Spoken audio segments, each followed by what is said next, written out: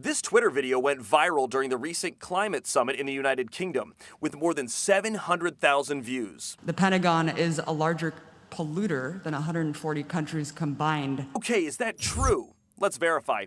Is the U.S. military a bigger polluter than 140 countries combined? No, that's not true. That's our first source, Nita Crawford, chair of political science at Boston University, and she's literally writing the book on military carbon emissions. For our other sources, we went to the World Resources Institute that tracks carbon emissions, and this 2019 paper on the carbon bootprint of the U.S. military, and one of its authors, Oliver Belcher. Belcher's research says no, the U.S. military isn't a bigger polluter than 140 countries combined.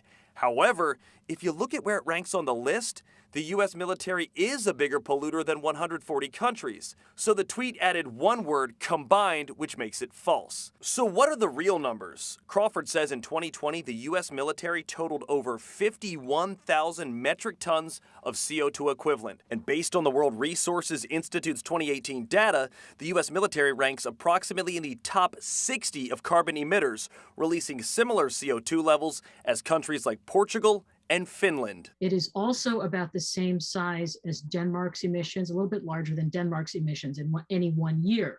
So U.S. military emissions are rather large. They are certainly the largest portion of U.S. government emissions. So we can verify, no, the U.S. military doesn't have a larger carbon footprint than 140 countries combined.